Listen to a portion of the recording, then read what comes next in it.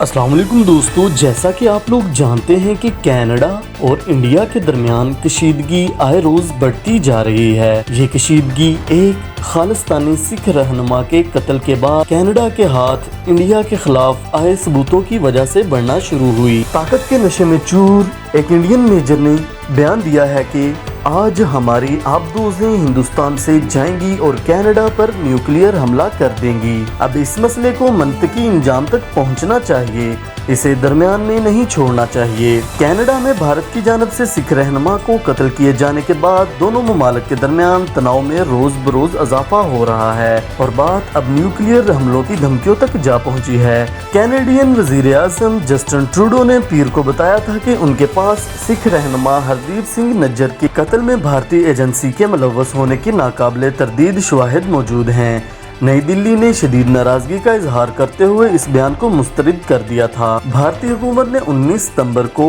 Canadian high commissioner को तलब करके शदीद नाराजगी का इजहार करते हुए एक सीनियर कैनेडियन सफारतकार को मुल्क बदर करने के फैसले से आगाह किया था। सफारतकार को भारत छोड़ने के लिए 5 दिन की मोहलत दी गई थी।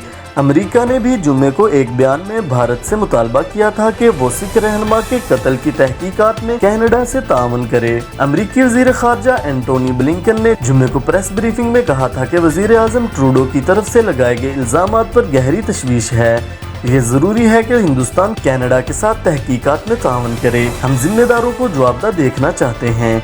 इस तमाम तनाज़े के दौरान अब एक भारतीय सियासतदान ने हिंदुस्तान टीवी चैनल पर लाइव टॉक शो के दौरान कनाडा को न्यूक्लियर हमले की धमकी दी थी। सोशल मीडिया प्लेटफॉर्म एक्स पर गर्दिश करती वीडियो में देखा जा सकता है कि एक भारतीय सियासतदान कनाडा को धमकी देते हुए कह रहा है कि इस मसले को मंतकी इंजाम तक पहुंचना चाहिए, इसे दरमियान में नहीं छोड़ना चाहिए। भारतीय सियासतदान ने कहा कि मिस्टर ट्रूडो, तुम क्या हो? आज हमारी 10 सबमरीन्स हिंदुस्तान से जाएंगी और तुम लोगों पर न्यूक्लियर हमला कर देंगी। और कनाडा को मजीद धमकियां लगाते हुए उनका कहना था कि कनाडा अपनी औकात में रहे, इससे पहले कि हमें कोई ऐसा कदम उठाने पर मजबूर किया जाए कि हम कनाडा की हस्ती इस दुनिया से मिटा दें। तो दोस्तों, इस तमाम मामले पर आपकी क्या राय है? क्या भारत को ऐसा करना चाहिए या भारत ये एक अहमकाना कदम उठाने वाला है? अपनी राय हमें कमेंट सेक्शन में लाजमी दीजिएगा। शुक्रिया। आज के लिए दोस्तों बस इतना ही। अपना ख्याल रखिएगा, अपने इस चैनल का भी। अल्लाह हाफिज।